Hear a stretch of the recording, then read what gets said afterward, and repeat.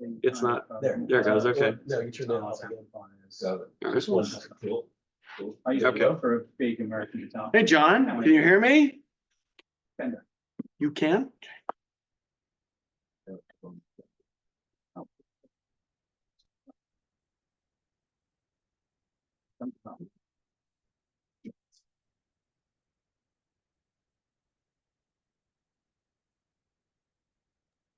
Yes. I can At hear 10 you. o'clock yet. You still have 2 minutes. You want to continue your discussions? Good morning, Summer. Somebody's just went dark in here. I generally can. Yeah, I've always been in the guitar business, but it's I played very seriously when I was in and I started at age 13, the classical jazz and of course rock electric. Unusual, usually cold here. I think it's the champagne. I'll tell you. That's funny, Carlos. I'm the bass player. It says 77 degrees in here. Is it? Someone said it's 85. That's why. That's what it is. Shit. I realized that.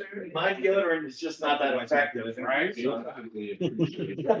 Family's favorite music. You know how some people say that they have bread, you know, that Yeah. my friends were yes heads. Oh, really? Yeah, so I grew up, the first concert I went to was 9 months old. Hot and stuff in my ears. My mom was. I wonder if you got over the damage yet. They were a great band.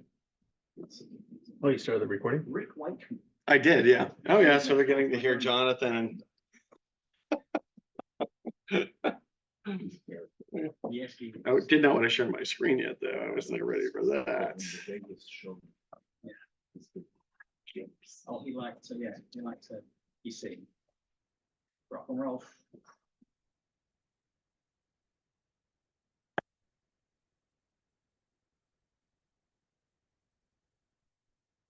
Why is it sharing my screen, Carlos? It's showing whatever's on your screen on the projector. So but- even though I'm not but at sharing? home, nobody sees that. Oh, they don't? No. Right now, at home, everybody sees everyone's. That's pretty unusual. Okay. Until you share the screen, then everybody will see that. Okay.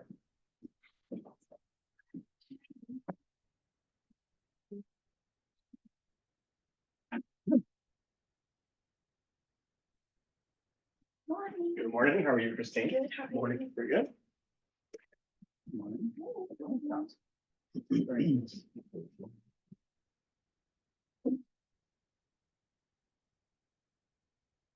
And time, Christine.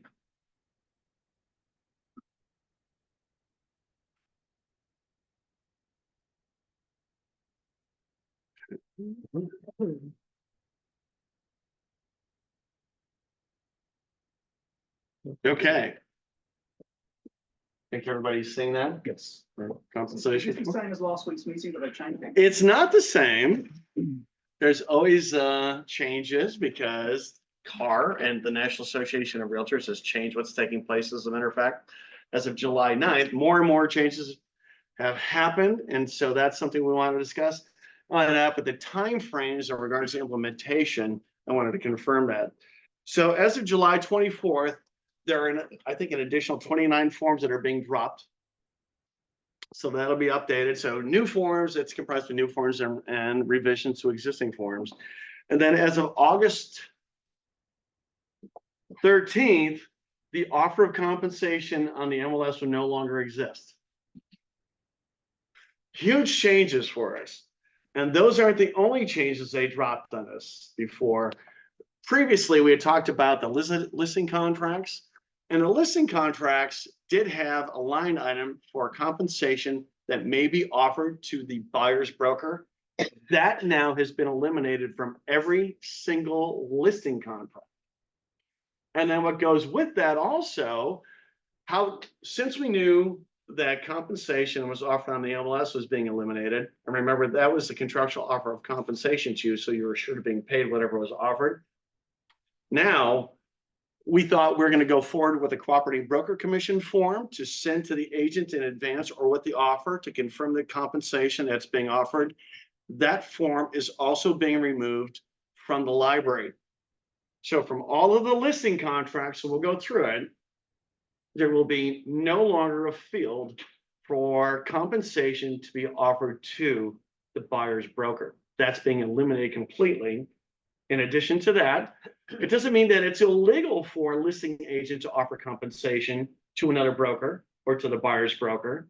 You can see what's happening now. How do you go to your seller and say, even though the form doesn't say that we should be offering compensation to the agent representing the buyer, I want you to sign an addendum to include that in our listing contract.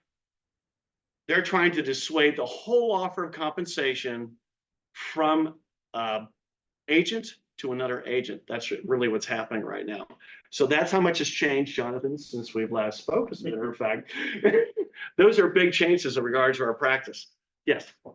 Are we headed toward there no longer being buyer brokers, buyer agency? Because I've had two people very recently tell me, you know what, we don't need a buyer's agent, we're seeking dual agency. They're And- still going to pay. But you know what they're negotiating, they're saying, we're seeking dual agency, so they drop almost nothing from the buyer side. Well, I guess the Of the difficult part is transaction. going to be, remember, what will be required, and this is the National Association of Realtors and the California Association of Realtors, they are accelerating the implementation of the guidelines of this lawsuit. So in California, it's not going to become law until January 1st of 2025 in regards to all the practice changes we're talking about, but we're going to be relegated to those guidelines anyway, so just keep that in mind. So when we keep hearing people saying, oh, the law has changed, well, yeah, there's a lawsuit, we have to conform with that, but then the law is not changing until theoretically January 1st of 2025. But I think in regards to practice changes, a buyer, questions that have come to me are in regards to open houses. So now, what is the standard of practice in regards to an open house?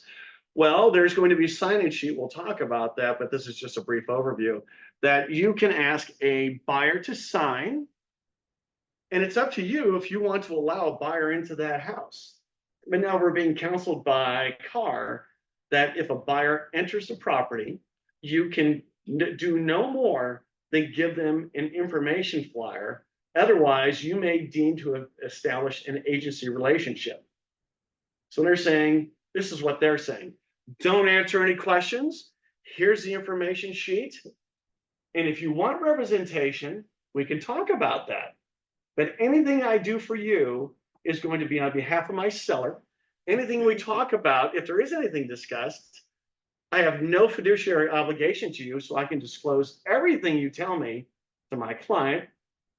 But the recommendation is don't even engage in any type of discussion because of the possibility of an agency relationship being established without any documentation. And you're required to, before you show a property, excluding an open house, to have an agency, a buyer representation agreement signed. So they've eliminated one representation agreement and they've added another one now that says it's limited to 3 properties. Then we have the traditional buyer representation, buyer broker agreement that was in place. It's being modified with this form drop as of July 24th. That will then be exclusive and or non-exclusive. Remember, non-exclusive, they can go to somebody else outside of the parameters of what you define in that contract. So those are things that are happening. So maybe I didn't answer the question. I think I did. If a buyer believes that, what are they going to do? How are they going to see? They can go to an open house, for example, and the listing agent may allow them in, but then the listing agent is going to have one of 2 options. If they wish representation, if the buyer wishes representation, the listing agent can have them sign a buyer representation agreement. They do that.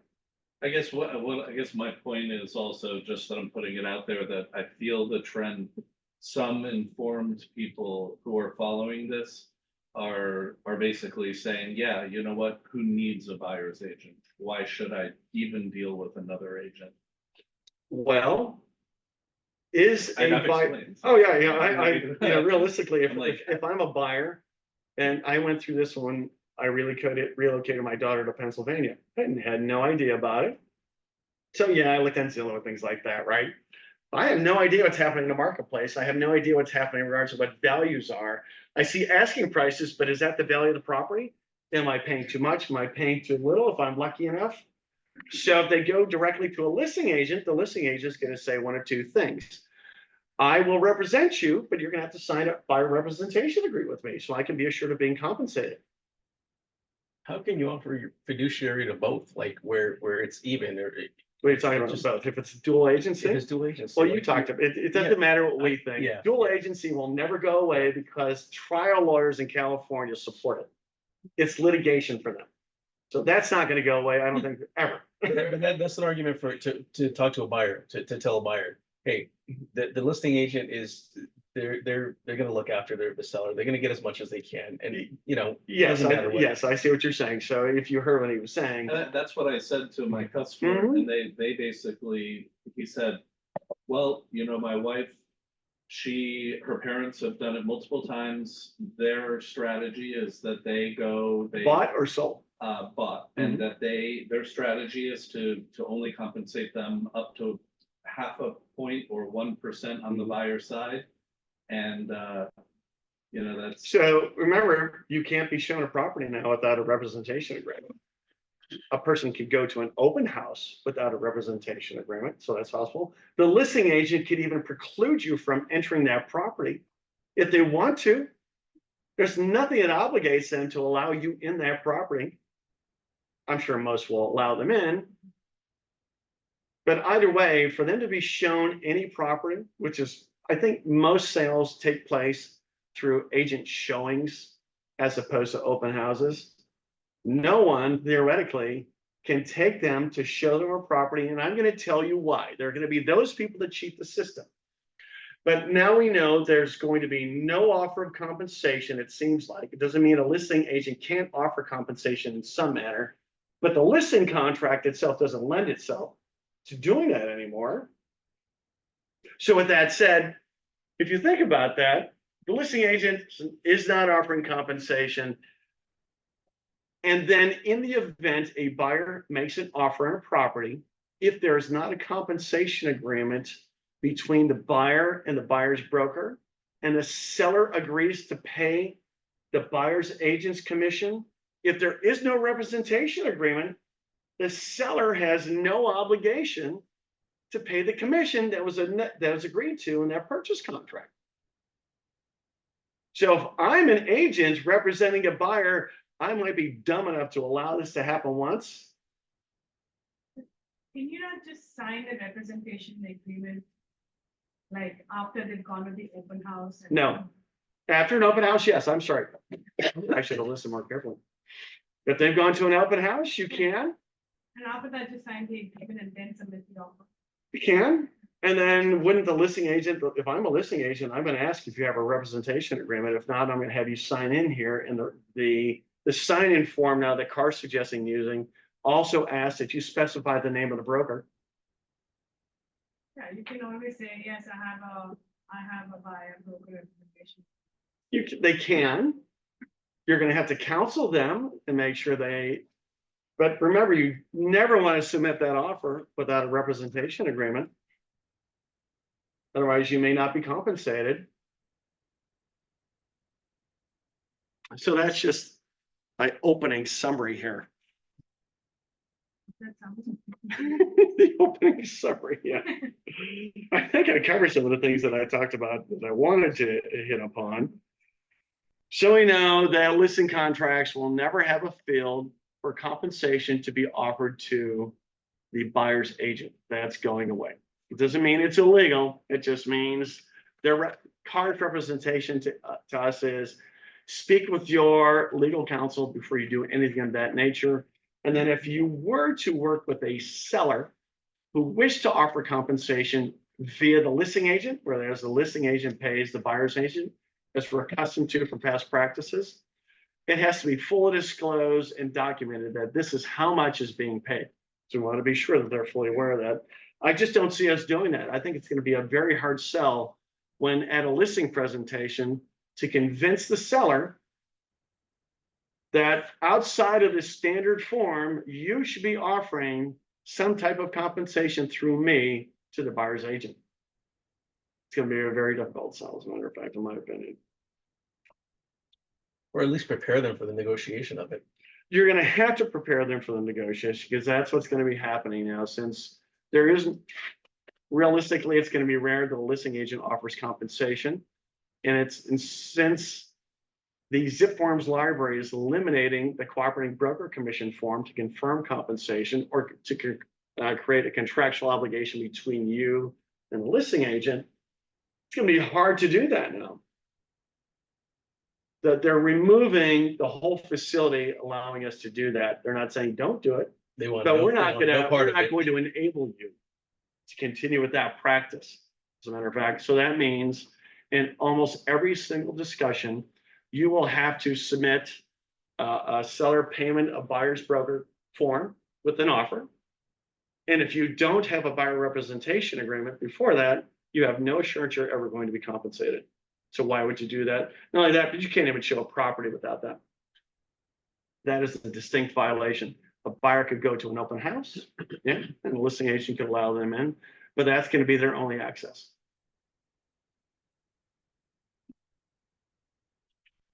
So I did want to go through some of these aspects because this is something you're going to be facing all the time now. Okay, I do have it on the screen. Unfortunately, the forms are still entitled draft. I would remove that, and we would have removed that, but I didn't want you to think that these are the finalized forms because between now and July 24th, we might see another change. Now, in section 1A, I'm going to summarize some of these things for you. It just says that the seller is only going to pay the seller's broker and nothing more than that. That's exactly what it says. Now, the broker compensation advisory, the form we're just going to touch upon, this is associated with every listing contract. It's associated with every buyer representation agreement. So I would think that you should understand this. This is one of those forms that you should read thoroughly. I myself have not read the SBSA, which is what, 16 pages now? I look at the headlines or the bullet points in many cases now, but I haven't read every single word. But this is one of those forms I suggest you read, as a matter of fact, is 1A. It just says the seller is only obligated to pay the listing agent and nothing more than that. And then 1B, optional additional compensation if buyers are presented.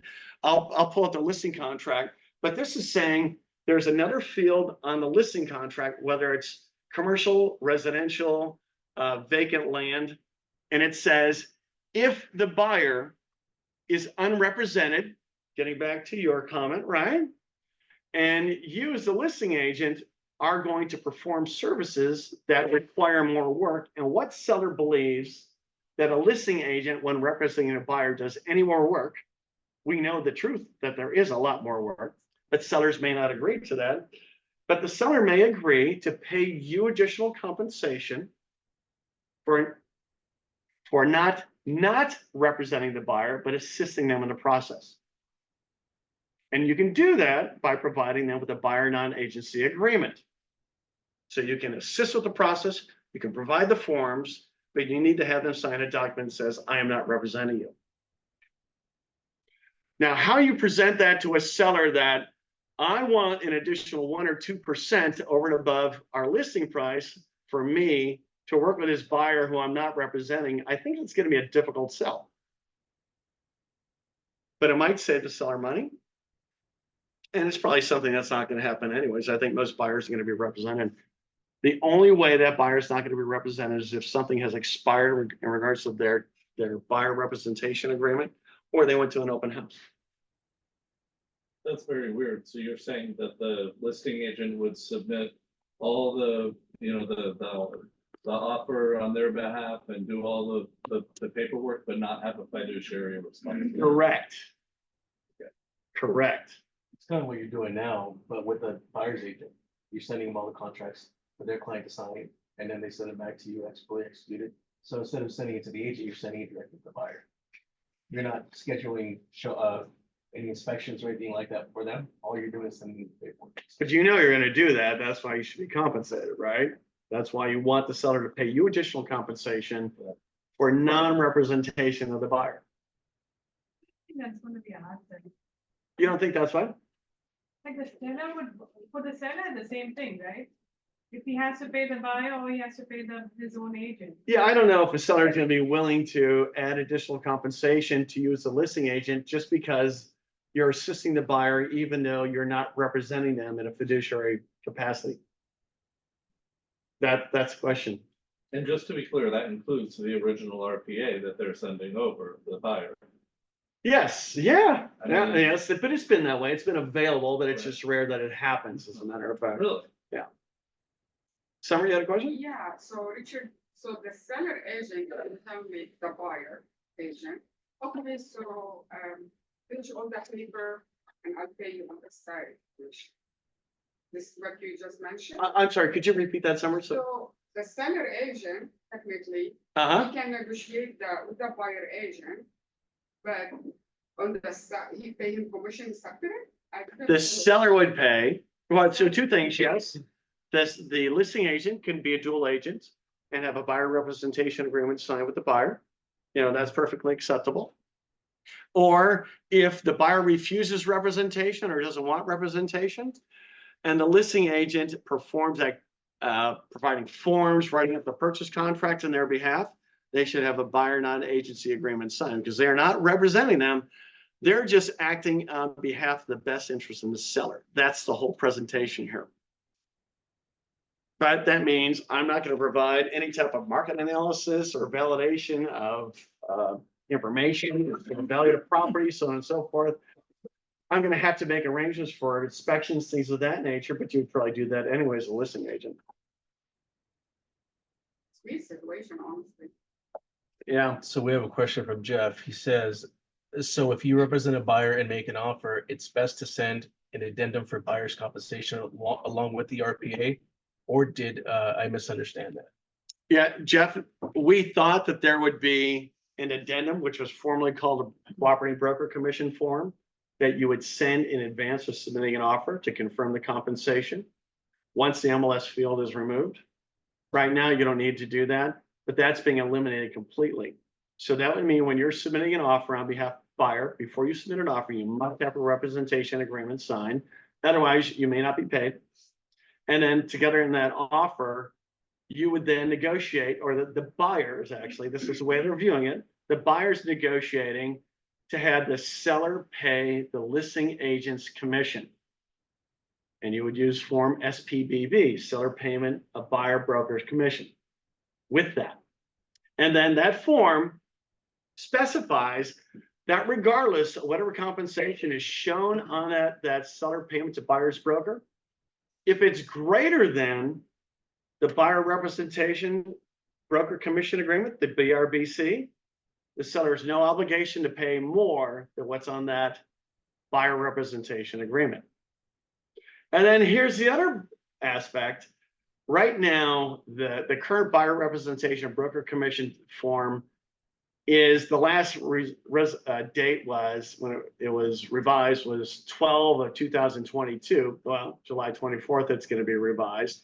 You can complete that form such that if there was additional compensation offered by the seller that exceeded what the buyer's broker agreed to accept, the buyer would benefit from that.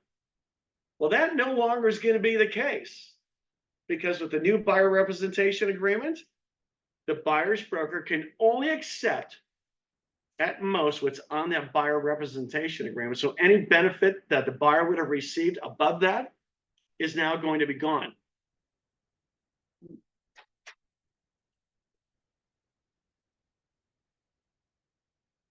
And of course, 2A buyer representation compensation is fully negotiable. It has always been negotiable.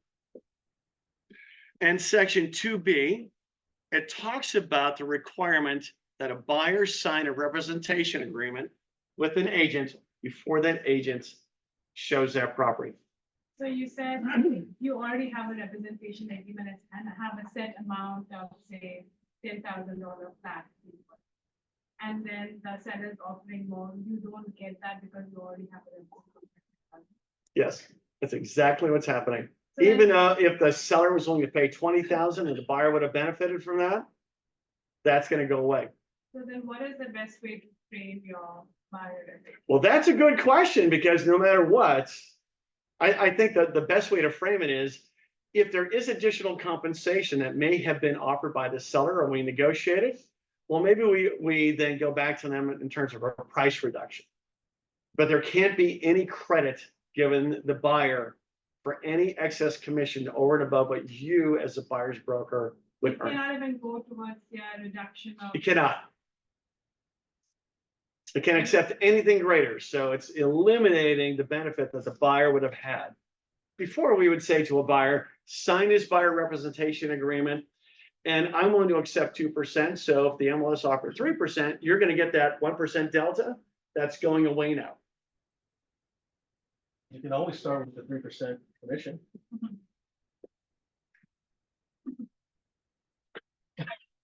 You can, yeah, there's nothing wrong with that. But to make, well, there's just so many aspects, actually. You start with the 3% for the buyer broker agreement and then modify it later if the compensation from the seller is a little bit higher. Absolutely, the parties can mutually agree to do that. So why not start with 3%? You can. It's just convincing them, what is your value proposition? Why are they using you and willing to pay you 3% if the seller refuses to pay any of the commission? That's really what it's going to come down to. I think you need to be aware before. I would say all of us would take somebody out and show them property. We didn't know if they qualified. Well, we should have known if they qualified. We should have gotten that documentation. But realistically, the buyers didn't understand the contract. I think you need to take them through that whole process, my opinion, because it's going to be a listing presentation to say, this is what I'm going to help you with. These are all the reasons you're going to use me over somebody else, because they don't understand the details. And I can assure you right now in this environment, there's going to be a lot of people out there that don't understand the details of this whole settlement and the change in the law. But that does allow concessions as well. It does. Concessions will still be permitted on the MLS. That's what I've read, at least. That the concession field would be permitted. It can be a fixed dollar amount. It can be a percentage. But the difference is going to be, it is not a contractual obligation. So you're going to have to, when you're submitting your offer, include that in the offer saying, I want a concession of 2% of the purchase price or $20,000. Otherwise, it's invalid. I just want to introduce my friend, it's Nicole. Hi, Nicole. Also an agent. She just want to listening in. No, that's great, Nicole. You're lucky to be here. Well, that's another thing is that there's a lot of offices that are not going to be as informed about these things because they're not reading. Yeah. their understanding of it too. It's not there. Yeah, it's a big difference in regards to going through all this documentation and attending some of these meetings. But the meetings are useless in many cases. That's one more thing. What's that? Sure. So just because, again, I think the buyers, people with all the news, everything, some people will be much more informed than they used to be, right? Those who really dig into this stuff.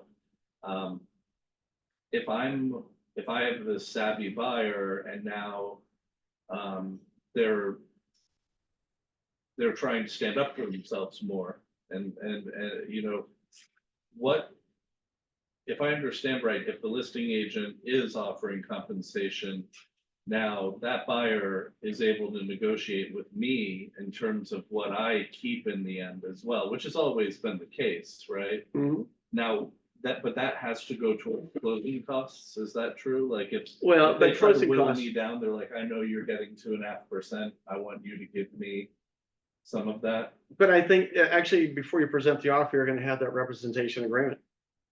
It has to be a definitive amount. It has to be. It has to be a definitive Right. amount in regards to what they're going to be paying you. And regardless of any contributions from the seller or any other third party, it can never exceed the amount that's in that buyer representation agreement.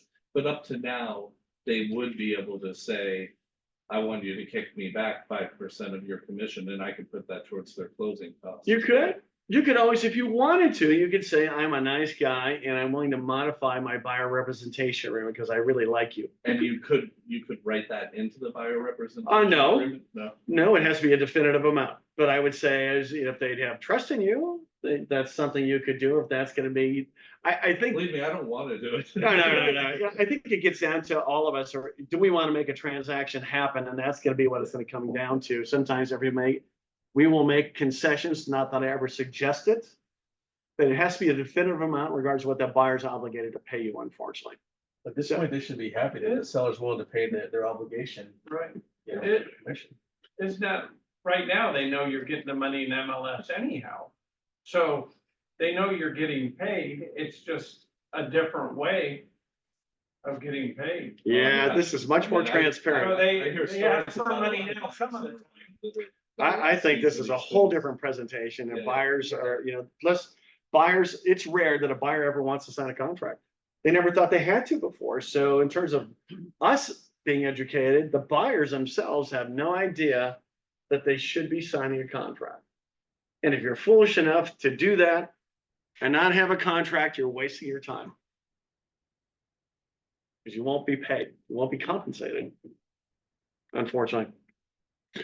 And then also this form does talk about the litigation, right? So you should be knowledgeable of what's taken place. And it talks about the seller paying the compensation to the seller's agent, and really nothing more than that. And the buyer's agent can negotiate. Here's another aspect. This is a misleading tagline, section B2, buyer's agent negotiates an agreement directly with seller. Well, if the seller has an exclusive listing contract, there is no negotiation between the buyer's agent and the seller. If the seller's unrepresented or has an open listing, then they can negotiate the commission with the seller. Open listing means anybody can bring a buyer. An exclusive listing is no matter what, the listing agent is going to be paid. Quick question. Yeah. I know you mentioned that you can have, the seller's agent can also represent the buyer without having any fiduciary duties, and the seller can pay this amount for the seller's agent to do this extra work. Can an addendum be made that whatever the amount they're going to be paying the seller's agent to do the extra work, that is the same amount that's going to be paid to a buyer as a concession? You know, it's interesting. I guess we could add an addendum to that. That's the dilemma. But these forms don't accommodate something like that.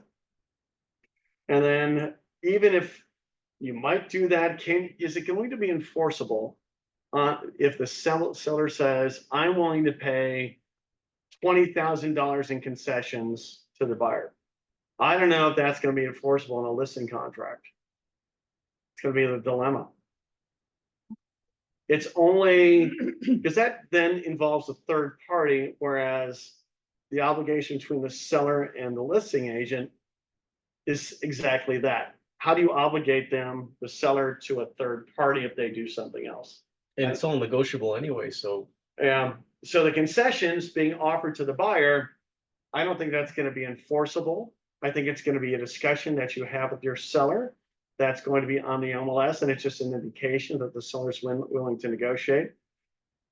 Is the seller going to be willing to do that? I don't know. When they realize or think that, hey, I don't have to pay anything on behalf of that buyer in regards to the commissions.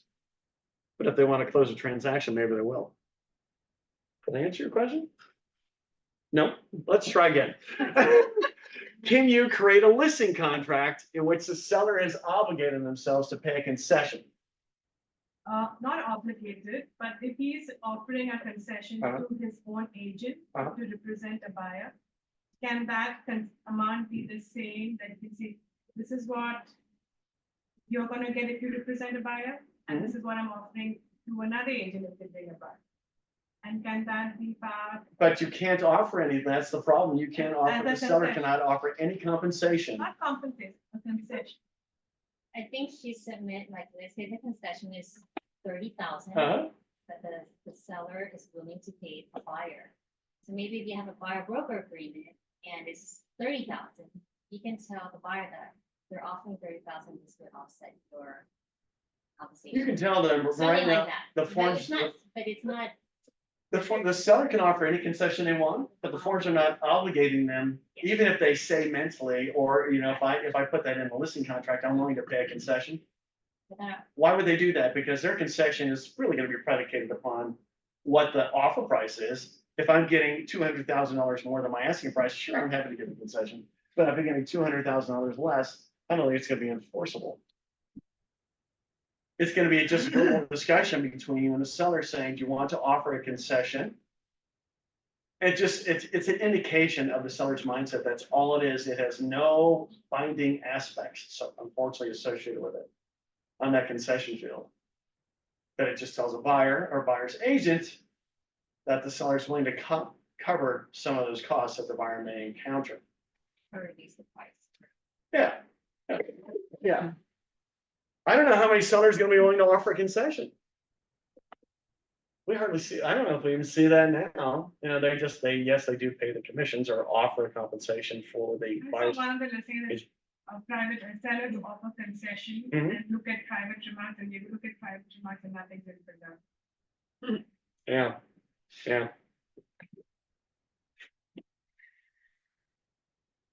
And then section C, it just talks about the changing practices in the state of California. Big changes. So let's just go on to a few of these forms. I want to make sure that we continue to go over them. I would have liked to have had the actual live forms and asked people to fill them in. We'll get to that point in time so we can have workshops.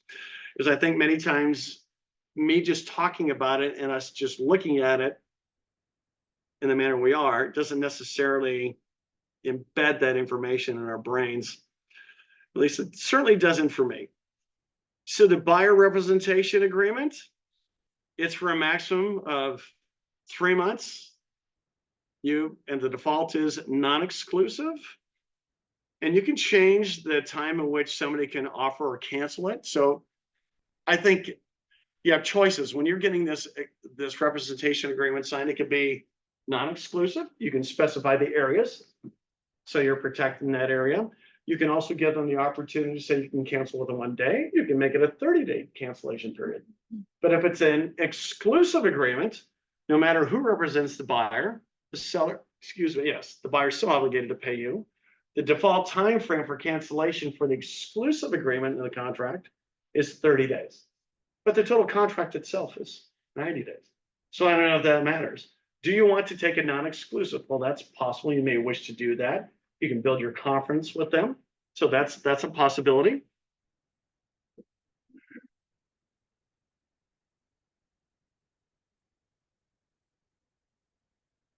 And the compensation. Let's see. So first of all, we're going to have a representation period, just like a listing contract. There is an extension associated with this, but the extension based upon the settlement and what's going to be law can be no longer than 3 months. So each, you can extend it over and over. I would assume for 3 months. I'm not aware of any type of a limitation in regard to extending a buyer representation broker compensation agreement. The traditional listing contract will be for a period not to exceed 24 months, and you can extend that 12 months at a time.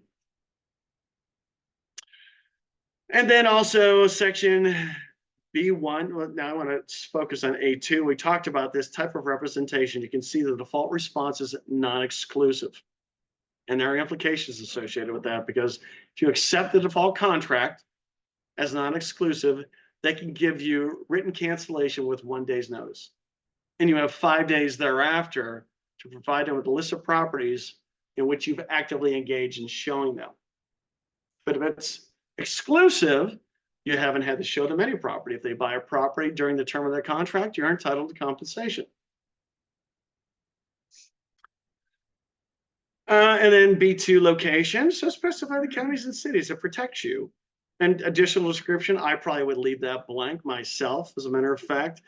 Section C, additional buyer preferences. Well, there's another form. You can ask them to fill out more and more documentation, and that's the direction we're going in, unfortunately. I probably wouldn't do that. You can just get that from them during a discussion, I would believe.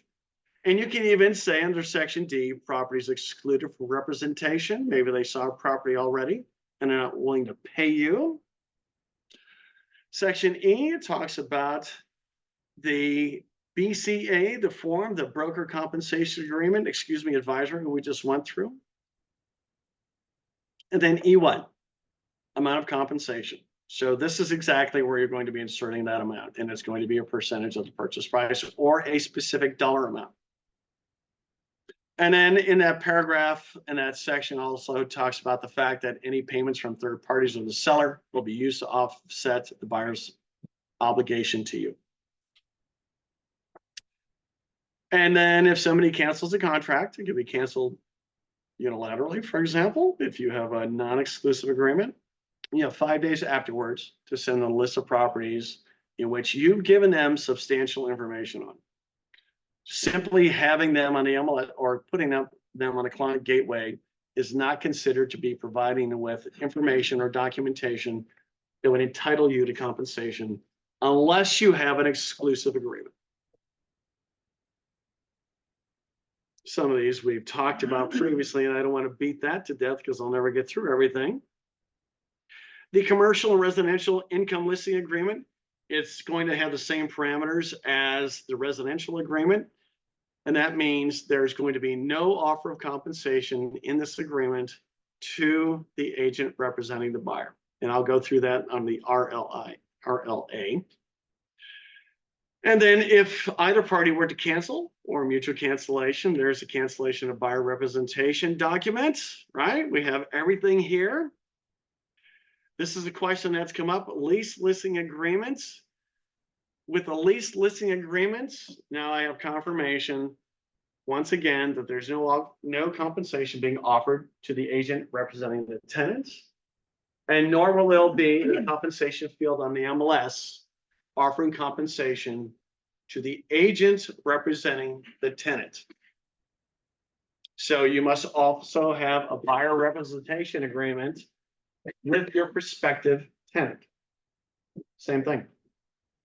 It doesn't mean you can't ask the residential property owner, formerly known as landlord, to pay those commissions, but you must also have an agreement with the tenant. And the lease listing agreement does not have any type of a field in any way whatsoever to pay compensation to the agent representing the tenant. Any questions about that? And then another one that's coming here. So modification of terms, buyer representation agreement.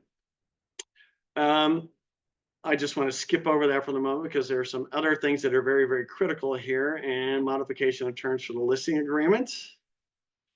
So now what's taking place, because the new forms are being dropped July 24th, certain things are being eliminated. And if you have a current buyer representation agreement, and if there is if you structure it such that any amount paid or due the buyer's broker in excess of what the buyer's broker is entitled to, you're going to have to modify that buyer representation agreement because you can no longer accept any money in excess of what the buyer originally agreed to pay you. And then also the other thing that's going to be really interesting on a listing contract, right now, many listing contracts, we actually ask for, say, 5%, which we're going to offer so much to the buyer's broker. Well, as of August 23rd, there will no longer be a field on the MLS in which there's compensation offered to the buyer's broker, and you will be required to modify that existing listing contract. And there's a form in here addressing that, but I just wanted to mention that to you. So it's probably more likely going to affect anybody with listing contracts. And then in addition to that, keep in mind, because compensation will no longer be offered on the MLS as of August 13th, if you don't have a buyer representation agreement now, you're likely to never be paid. So as of July 24th, at least with the new form, I would suggest with every single buyer you're working with, you get that representation agreement signed. Because once there's no compensation offered, you may collect nothing. And nor are you entitled to anything, even if you negotiate that the seller pays the buyer's agent's commission. Because in the SPBB, the seller payment of buyer's broker, it specifically states that if buyer does not have a buyer representation agreement with the buyer's agent, the seller, even though they agreed to pay the buyer's agent's commission, will no longer be obligated to pay that. So will the buyer's agent need to send him a copy of that?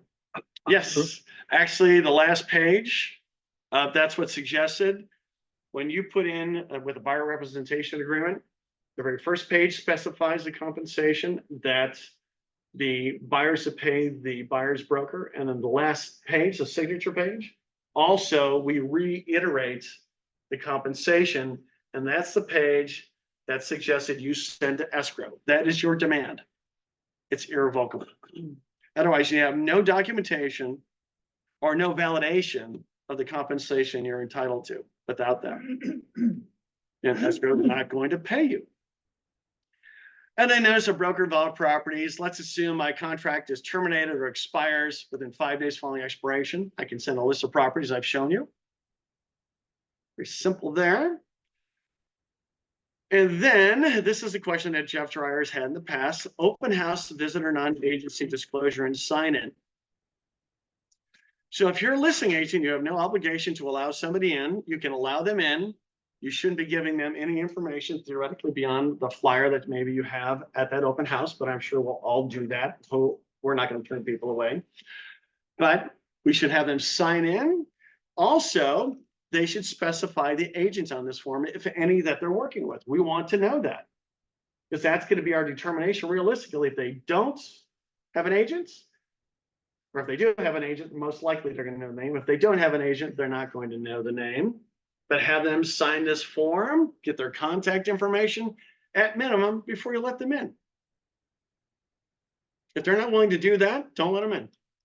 They may lie in the form, but this is telling them also that I'm not representing you. Anything I do for you is on behalf of my seller. We have no agency relationship. On this form, say a buyer puts in an agent's name who they don't have a buyer that they agreement with, and then you call up the agent and say, oh, by the way, your buyer stopped by. So What's the recourse? what's the refund? Probably nothing. Right. Call them and say, hey, I called the agent and he said, you don't have a relationship. I'm happy to work with you. At least you know. Yeah. If they give you the. I wouldn't even say that, but yeah, if they give you the correct information. Yeah, in terms of recourse, no, you and I are, we're in an awkward position, right? They don't have to do anything. They have no culpability if they tell us the truth or not. What do you tell all the snoopy neighbors that wanna come in and just Right. look at the house? You know, they just- Have them sign in because you want their information anyways. You wanna sign a form, they don't wanna sign a broker representation form, the same time. You can do that. And there's two different representation forms, the BRBC. And then one they limit it to 3 properties. It's as odd as could be. It's a 30-day expiration period on the form. So that's another aspect, because this form, the open house visitor non-agency disclosure and sign-in form, states that we can, if you don't want representation, you can sign this, but if you want representation, you can also have that signed too. I think that's ideal. It's going to take time to train buyers that they are going to have to, at some point in time, sign a representation agreement. But, as Shweta brought up before, I think, or Maya, people may think they can go directly to the listing agent once again. But if I'm a listing agent, if I'm not going to be paid, if my listing contract doesn't have additional compensation for me to do the additional work, or maybe you want me to And that's represent what you you, can always put in a buyer compensation agreement with your offer and the seller that they have to send the buyer. a buyer compensation agreement? No, there is no such thing anymore. There won't be. So you can submit the offer, that's going to be a dilemma. I'm glad you brought that up. I'm the listing agent. I'm getting 3% just for representing the seller. Now I have a buyer that asked me to represent them. I'm going to submit an offer on behalf of the buyer. And I'm going to submit with that a seller payment of buyer broker commission form, FPBV. Then my seller, who I've notified, I'm now a dual agent, looks at me and says, you want me to pay you an additional 3% for representing this buyer. I'm already paying you 3%. I'm looking for a good presentation on that. So this is just factual information, but if people have suggestions, I am all open to that. Is that a hard sell? Maybe, maybe not. I don't think so. Okay, what would you say? I would just say that this is just gonna make sure that the transaction goes smoothly and whatever, because I want to be comfortable. We're gonna make sure it's not closed and so that it has. Okay, well, they can negotiate, they can say, I'm not gonna pay it. And that's. And then the fine. buyer You has to can pay. always give a referral to another agent and say, Uh-huh. "I'm that buyer, and you need to pay me an X amount of return and submit this offer." And then a buyer will pay you to sign for them. So I think it's just something to keep in mind if you represent both sides. Now suddenly you're representing the buyer, you have a compensation agreement that you expect the seller to sign to pay the buyer's broker. So part of what we're talking about today is just some awareness. So what do we do? What is our response? I think that's something that's just so important, everything that's taken place here.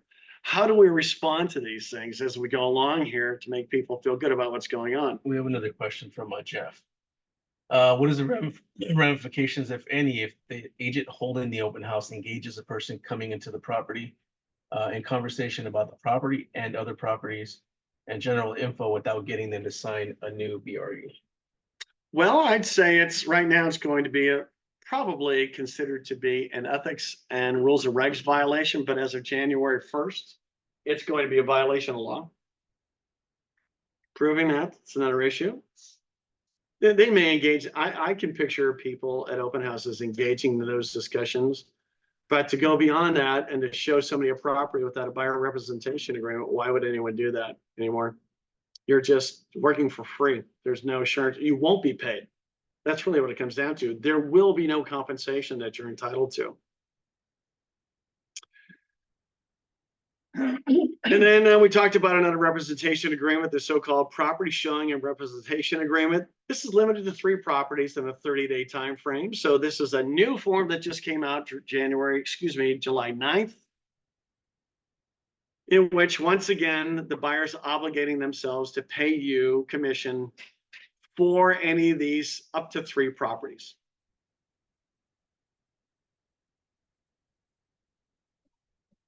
So it's something you can get someone to sign that walks into the open house that might be. You can, right? I think that's a simple form because they can cancel it within a day or something like that. But if they want representation, or if you want to give them more information, say, I need you to sign this specifically for this property. It doesn't obligate them to anything else. So maybe that's an easier sell, I would think. And then the residential listing agreement, and this is indicative of all the listing contracts. As a matter of fact, the lease listing agreement is slightly different, but the compensation area is very, very similar. So if we were to look at section 2C1, compensation to seller's broker, it's a percentage or a dollar amount. And then at 2C2, this is something we've talked about, additional compensation to seller's broker. If buyer is represented, right? Unrepresented. So we can insert that. If I'm going to do additional work on behalf of a buyer that refuses to have representation, this is what I want to be paid. Presentation is going to be everything, I would say. And then C3, continuation of right to compensation for broker identified prospective buyers. If at the end of the listing period or following cancellation, you have 5 days to present a list of the buyers that did view the property, which you may be entitled to compensation for if it sells to any of those individuals. And then seller obligation to pay previous brokers. This is just saying if the seller, for some reason, had a prior non-exclusive agreement with somebody and they were obligated to pay that agent because that agent showed them one buyer, this is where we would insert the name of those brokers and or that buyer. Did you have a question, Jonathan? No. Okay, all right, so make sure. And then, of course, section E, it talks about where we're going to mark that in the MLS. But those are things that probably aren't as critical in regards to the compensation. How you present that. And then the seller payment to buyer's broker. Remember, in the purchase contract, in the grid, there's a box to check in which we're asking the buyer's asking the seller to pay the buyer's broker's commission. This is a form that's going to be accompanying that. And then if we look specifically at section 1B, maximum seller payment obligations, seller shall only be obligated to pay buyer's broker the lesser of the amount specified in 1A, right? Or the amount buyers obligated to pay buyer's broker pursuant to their buyer representation agreement, and if applicable, less any amount that others have agreed to pay. And I'll explain that. If there is no buyer representation agreement, the seller has no obligation to pay buyer's broker. So I might ask the seller to pay 3% to my agent as the buyer, but maybe I only have a 2% agreement between myself and my agent. So the seller has no obligation to pay more than 2%. That's really what it's coming down to. So I no longer will get any benefit. And once again, if there is no buyer representation agreement, seller has no obligation to pay. So guess what? That transaction is going to fall apart. Yeah, unfortunately. We're gonna always write it up and just post date it. Yeah. Seller can still pay the buyers. The seller can pay the buyer's broker, correct. Through this SPBB, correct. It's the buyer's negotiating it, The company with the party. correct. And that's going to be really the main approach, because no longer can you contact the listing agent in advance and say, are you offering any compensation? And what if the listing agent says, yes, I'm offering compensation? Well, now CAR has eliminated the cooperating broker commission form. It's a contract I can have between myself and that other agent. So they're dissuading any type of activity like that. We're gonna have to create our own, and who knows where that leads. And then the listing agent has to disclose that fully to the seller. So that's not going to simplify the process in any way whatsoever. So what it's leading to is going to be, with every single offer, the buyer's going to be negotiating, most likely, that the seller pay the buyer's broker's commission. That's probably what's going to be happening. And you'll have an idea if there's concessions being offered on the MLS.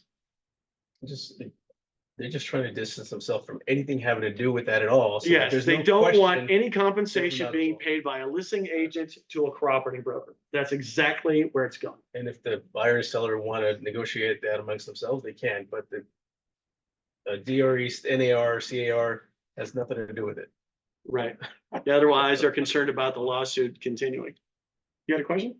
Yes, so what if, like, without even asking them, without calling like a listing agent, whatever, we form the contract in a way that, like, oh, seller has to pay certain, like, percentage for the commission to the buyer, buyer's agent. We can do that, right? You can do that through the buyer's negotiating on your behalf if you're the buyer's agent. Okay. Correct. Correct. You can do that, right? Rick, can I ask a question? This is all, you're all MLS, right? It's their rule, but then you're saying it's gonna be a state law. Yes. I use the Irvine on my commercial contracts. I would assume they're changing as well. Well, there is no contractual offer of compensation associated with commercial real estate, really. Listing, On a listing contract, there may be, but you can do that. I would say that it's payment of commissions from a listing agent to a buyer's broker is not prohibited by law. But what is going to be prohibited is publication on the MLS. okay, so we have to do it. MLS. Right, you don't have to deal with the MLS. So what I expect, just as long as it's not a realtor sponsored MLS, there can be an offer of compensation from the listing agent to the broker who's representing the buyer. So I almost envision, I should do it myself, another platform which people can start offering compensation. Maybe. I guess if it's a buyer's market, then they'll have to do that. But until it becomes a buyer's market, no one's going to be offering anything. Like a separate website where you. It could be. It could be a separate website that's not realtor sponsored. Yeah. That, because the lawsuit does not engage or entail anything else outside of the National Association of Realtors and all their affiliates. And that really doesn't bind them to have to pay that anyway. Because it's just And a there's third-party nothing website. binding, but it gives you an idea, right? That's the whole idea. Maybe it'll give you an idea, but good point. It is not binding. And Steve, just for you, all these commercial offers, none of it's binding. No, it's true. Yeah, it's just a possible offer of compensation. You're gonna have to pay this amount, and maybe we'll pay that. What's that? It's something that you can bring up in conversation regarding the buyer asking the seller to pay the buyer's broker Mhm. compensation. So something like, when we see, these purchase contracts, we make it this form too that the buyer is asking the seller to pay the buyer's 2% or so. So it's something that you can talk to them ahead of time. Absolutely, No one wants to work for free. and I think you should. Right, no, I mean, that's what I took a listing just last week, and I know it's not changing yet, but that's what I hope to develop. Yes, absolutely. I think everybody should be preparing the sellers for that. Yeah, so we're always gonna, we're gonna see this form and the buyer's gonna ask. So that's what I know. Yes. And right now, until August 13th, any offer that's accepted, the seller will be obligated or use the listing agent will be required to pay that construction offer of compensation. If it's an escrow, that's, Not escrow, just as long as they're an accepted contract. Yeah, two different aspects. But after that, yeah. But no, I think that's a good point. Have that discussion with them up front. You should expect that the buyers are going to be asking you to pay for those commissions. And that's gonna be another conversation to have with the buyer. Hey, do you really want to ask them to pay some of the commission because someone else might not be asking and that might be a more attractive offer? So It might be. how bad do you want this house? Yeah, I guess Right? it's the presentation, Yeah. right? I'm probably more likely to offer more and have the seller pay for the commissions. That's the way VA loans were always structured. The vet never had anything to put down. So the veteran would offer more. Of course, it's still subject to an appraisal, most likely. But the other thing you can do with that, right? You might use the appraisal contingency, but the appraisal gap, you can even specify a lower dollar amount in regards to the appraisal. So it gives that seller the feeling that you really want the property, and if it doesn't appraise at the purchase price, maybe that's an approach. But that's not going to be true for VA or FHLO. It has to appraise at the purchase price, unfortunately. And then the other thing that's going to be happening, by the way, in the MLS, there's going to be a change in regards to the concession field. That's going to be broken down with a lot of detail. It's going to be showing the commissions that were paid, closing costs, all these different concessions. So there's going to be more of a reporting burden on you also. And then tenant representation and broker compensation agreement. Well, this is like the buyer representation agreement. If you're working with the tenant, you must have this agreement signed. Otherwise, you can't show them any property. Even for the tenant. Even for tenants, yeah. And this is also true for vacant land listings too, in regards to everything we've talked about. So I think that's all I had to say. Any questions before we wrap it up? So July 24th, the new forms drop. August 13th, the change in the MLS occurs. So no more offer of compensation. The concession field will be there, but it's non-binding.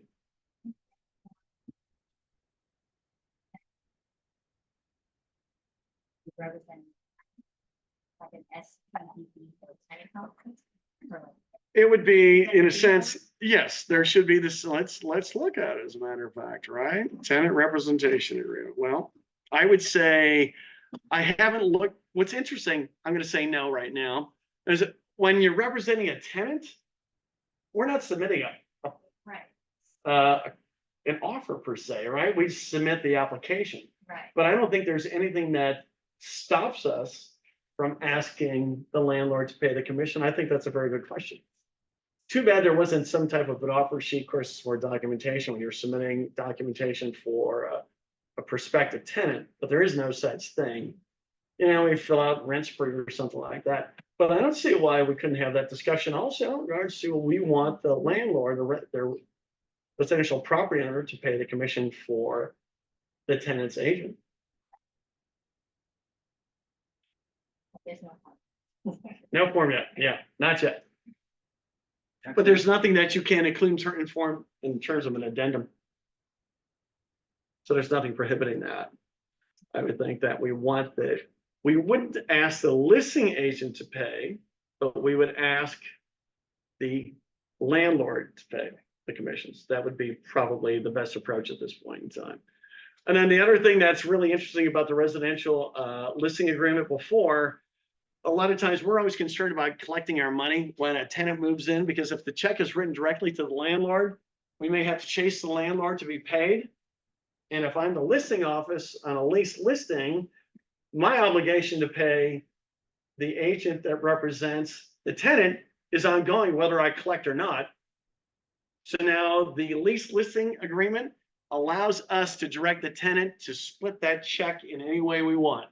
So if there's two agents involved, we can say pay this much to agent A, B, and the balance to the landlord. So that's already incorporated in there. So we no longer require an addendum to address how we want the compensation split. It's up to us as the listing broker. And most of the agents have already been doing that. Yeah, they have been doing it. Yes, it's really the best approach, I would say. Okay. Any questions on the chat box that I haven't answered? No. All right. I think the idea of doing a workshop thing with the forms would be fantastic. Yeah. Yeah. We're doing that Yeah. on Thursday. I think worst case is Right. we'll print them out if we have to in anticipation, because unfortunately, when they're released, it's too late, right? So I think we just need to go through those forms and just manually fill them out. Just have a couple of people group together to make sure everyone's comfortable with that. But yeah, I think it's a really good idea to do this. All right, thanks for coming, everybody. Thank you. So just one last thing, I mean, with that latest change, they really are effectively pushing things to change much faster. I think that listing agents are going to stop. I mean, sellers and listing agents are going to stop offering compensation.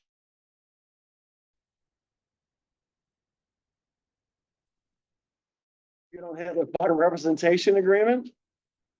Yeah, even though I'm a little more confused now, but I just know that that's where you start. It's super important for us to negotiate, sell our value and establish a good agreement up front, right there, try to get the most we can, right? Yeah, yeah.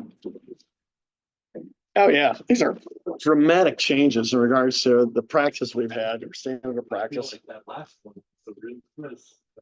I felt the same way when I saw the announcement Saturday. I thought, this is crazy, removing the compensation that may be offered to a cooperating broker. They're really scared. They're really Yes, they scared. are. They are. Yeah, it's really unfortunate. It's not going to make it. There's so much work to do before you even get in the process of showing a property. Yeah, I have to think. Were we gonna have a drawing today? Oh, yeah, that's right. Did everybody put in a business card? Fran, put a business card in. I never can get them. Okay. Well, you can always donate.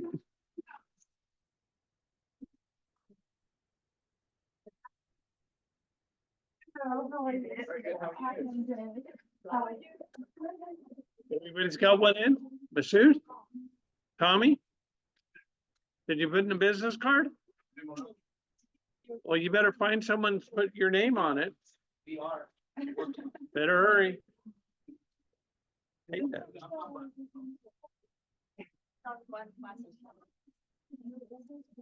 Bye, everybody. Okay,